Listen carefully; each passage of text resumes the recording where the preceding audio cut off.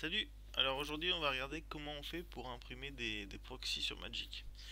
Du coup il y a un site MPCFile voilà, donc, où on écrit les cartes.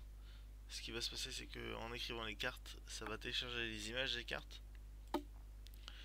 Et après ça va aller sur ce site là pour pouvoir les imprimer. Donc du coup les liens, il y aura ce site là, il y a Make Playing Card, donc c'est là où on va commander les cartes réellement. Et là il y a le guide. Donc en gros le guide c'est ce que je vais vous dire. Sauf que c'est en anglais, puis peut-être que vous préférez par audio, donc voilà, donc je fais la vidéo. Mais sinon c'est tout ce que je veux dire c'est dans le guide quoi. Donc je suis pas l'auteur de ce site. À propos des proxys, donc on verra bien qu'à chaque fois c'est bien écrit sur la carte que c'est un proxy, qu'il ne faut pas les vendre. Ça sert juste à jouer entre amis pour tester des decks et après éventuellement acheter les cartes si ça vous plaît. Mais faut pas revendre les cartes imprimées en proxy comme étant des cartes originales. Voilà, ça c'est le petit disclaimer habituel. Donc le site c'est un site anglais, donc il faudra bien mettre les noms de cartes en anglais. Si par exemple je mets deux fois Lotus Noir, ça va pas marcher. Faire submit, voilà, il ne m'a pas trouvé les cartes. Par contre si je mets deux fois Black Lotus, là il va me trouver les cartes. Voilà. Donc après, donc faut faire sa liste de cartes pour le deck. Par exemple là, si ça c'est tous les decks euh,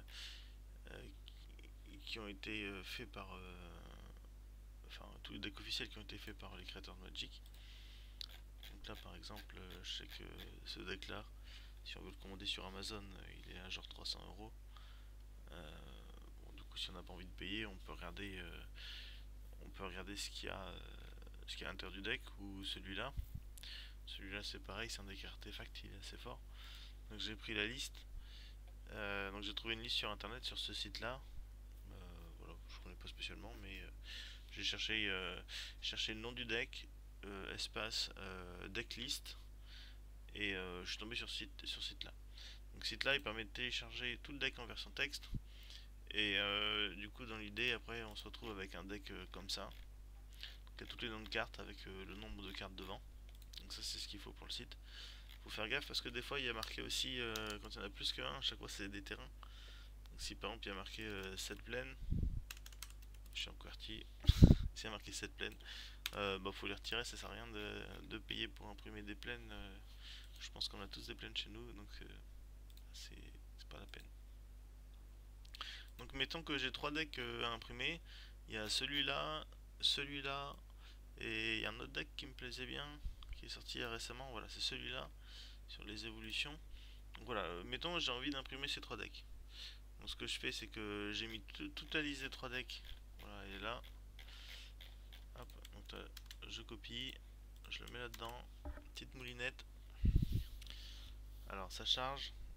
Si c'est trop long, je vais faire une coupure dans la vidéo. Non, ça va, c'était rapide. Donc du coup là on a toutes nos cartes. Donc ce qu'il faut faire. Pour chaque carte, il faut choisir le visuel qui nous plaît. Quand on choisit le visuel, ça sert à rien de prendre un visuel à 400 dpi. Donc là ce sera une qualité toute pourrie. Par contre 1200, ça c'est nickel. Donc à chaque fois, si on a envie d'avoir un visuel alternatif par rapport à celui qui est proposé par défaut, c'est possible. Mais toujours garder en tête qu'il faut garder le maximum de dpi. Si vous avez un visuel qui vous plaît mais que la qualité est pourrie, ça sert à rien de faire ça. Donc là quand on regarde dessus ça charge, ça prend 10 mégas. Donc chaque image ce sera 10 mégas, donc ça va prendre un certain temps de tout télécharger. Mais ouais, on voit que donc lui c'est le commandeur. Donc par exemple on peut choisir un visuel qui nous plaît un peu plus. Voilà, celui-là il est stylé. Donc je vérifie. Hop, voilà. Donc là à chaque fois sur les cartes on va voir, il y a marqué Custom Proxy, ne pas vendre. Et là c'est une extension qui n'existe pas, c'est l'extension spéciale Proxy. Ça c'est le nom du site sur lequel on est. Voilà. Donc dans l'idée, Ah, et ça c'est le verso des cartes. Donc je crois que dans les 60, il y a un... Donc il y aura jamais le verso officiel, parce que pour des droits d'auteur, ils n'ont pas le droit d'imprimer avec le verso officiel. Mais il y a des versos qui s'en approchent. Donc là, je vais vous montrer celui que moi j'aime bien. Hop, hop, hop, hop, hop, hop, hop. On va y arriver. Hop, c'est celui-là. Celui-là, ça fait comme le truc officiel. C'est pas le vrai, ça se voit, mais c'est pas mal. Si vous avez des protège-cartes, mettez des protège-cartes opaques d'un côté et transparents de l'autre. Et comme ça c'est bon, parce que sinon, si vous mettez des protège-cartes transparents des deux côtés, un coup ça va marquer proxy, un coup ça va marquer magic, et vous allez savoir c'est la prochaine carte que vous allez piocher, c'est des proxy ou des magic, donc ça c'est pas autorisé. Par contre, si le l'arrière de la carte il est opaque, c'est des protège-cartes un peu mieux opaques à l'arrière, bah, c'est bon. Le seul truc enfin visuellement dans le jeu, ça apportera pas une information supplémentaire. Donc là c'est beaucoup moins gênant quoi. Euh, donc là c'est juste au moment où vous l'aurez dans la main, bah, vous verrez que c'est pas une vraie carte mais une proxy. Bon, ça va pas changer la face du jeu si vous l'avez acheté sur un site ou sur un autre. Alors que si jamais le verso vous donne à l'avance une information, peut-être que ça va vous influencer. Non, je veux pas une carte proxy parce que vous avez passé le mana, vous savez que c'est que des cartes qui coûtent cher. Je vais faire en sorte de mélanger ma bibliothèque, ou alors justement il faut que je la pioche. Enfin là ça donne une information ultra importante. Alors donc faut utiliser des protège-cartes opaques comme ça, pas de tricherie quoi. Voilà, bah du coup on peut regarder un peu tous les terrains. Euh, voilà. Bon, je reviens dans 2 secondes, je vais faire les dessins alternatifs pour toutes mes cartes et après on va passer à la suite de l'impression. Alors, me voilà. Dans la liste, j'ai eu 2 soucis en fait. J'ai regardé au détail. C'est il y a des cartes euh, qui ont 2 faces. Hmm, ouais, je les retrouve plus. Je vais les retrouver là. Voilà. Find Finality par exemple. Là sur le site, il me les a exportés avec un slash. En fait, faut mettre un espace. Sinon, il y avait marqué card not found. Au final, il les a retrouvés. Faut que je vous montre, mais en gros, c'est des cartes qui ont 2 faces. Voilà, celle-là par exemple. Et sans l'espace, ça les trouvait pas. Deuxième souci que j'ai eu, c'est il y avait une carte où elle était à 400 dpi de base.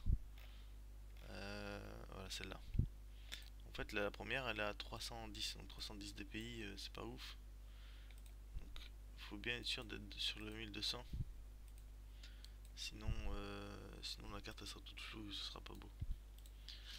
Ok, donc là c'est bon, je peux générateur d'heures. Donc ça télécharge un XML. Donc, quand on sait plus, on peut retourner sur la page principale, sur le guide. Voilà, je n'avais pas ouvert le guide.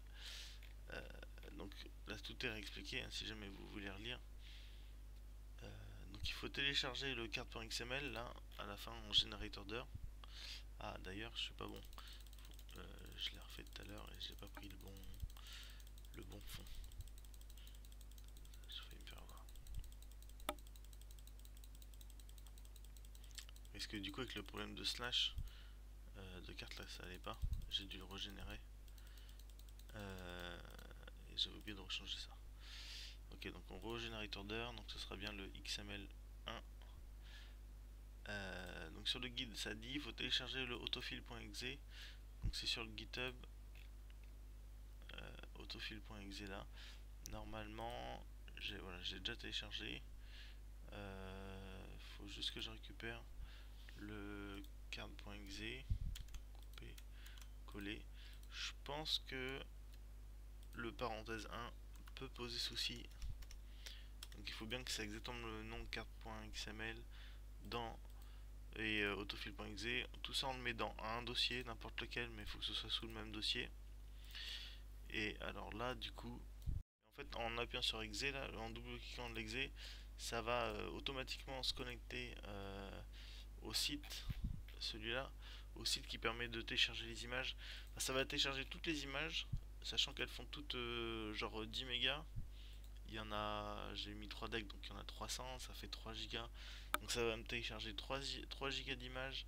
Après, ça va upload 3 gigas d'images sur ce site-là. Je suis en fibre, mais ça va, je pense, ça va me prendre quand même un certain temps. Euh, donc je vais peut-être même passer en filaire. Est-ce que je passerai pas en filaire? Ce serait plus intéressant. Bon, j'ai eu un problème avec mon micro. Je suis passé en filaire, histoire de gagner 10 fois plus de connexion. Et du coup, on va quand même pouvoir passer au téléchargement. Donc on lance l'exé. On dit exécuter quand même. Et hop, ça commence à télécharger. Donc là, il va sur le site de cartes pour upload les cartes. Moi, je fais rien, je touche à rien, ça le fait tout seul.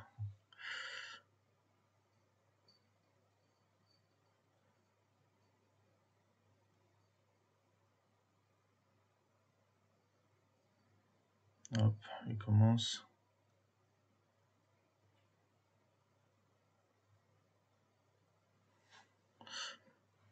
Et hop, il télécharge les premières images.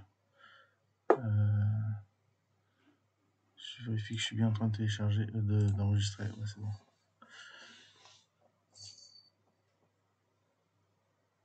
Télécharge la deuxième image. Voilà. Et au fur et à mesure, là, on va pouvoir voir. Il est en train de télécharger les images en fait. Voilà, donc j'accélère. Et on se revoit une fois que tout est upload. Tout de suite. Ok, donc non, voilà.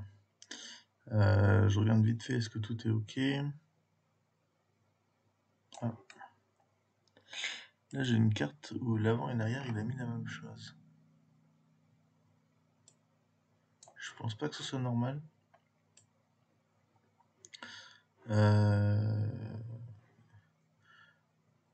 Du coup,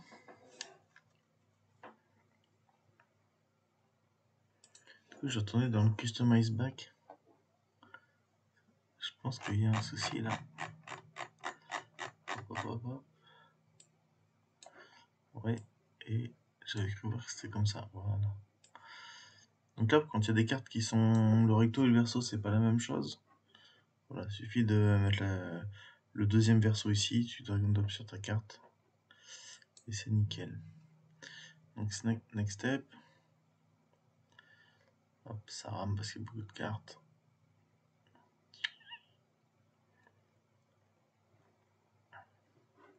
Je mets pas de texte, on s'en fout. Ça c'est pour ajouter des textes manuellement, j'imagine. Si tu veux faire ta carte custom, tu mets pas la zone texte et puis avec ça t'écris ce que tu veux. Parce qu'à la base c'est un site pour faire des cartes personnalisées. Nous on s'en sert pour les cartes Magic. Il y en a genre pour des cartes de mariage, quoi, ça se trouve, ils vont passer par ce site-là pour faire des cartes de mariage, ou si tu fais des jeux de tarot personnalisés, ou j'en sais rien. Voilà.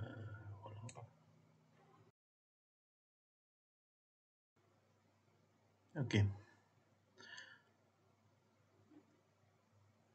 Voilà, donc là on a imprimé 267 cartes, coûterait 72 €.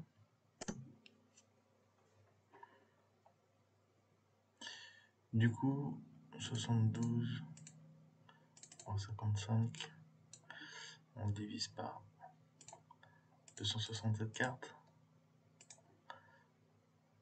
Ça fait 27 centimes par carte. Voilà, je vous dis, là j'ai imprimé 3 decks. Les decks qui sont à 250 € unité sur Amazon, donc c'est 10 fois moins cher. Après, bien sûr, ça reste quand même un budget, mais c'est de la bonne qualité, quoi. N'oubliez pas que c'est des cartes qui sont pas faites pour être vendues, mais juste pour être utilisées entre amis. Voilà. Salut!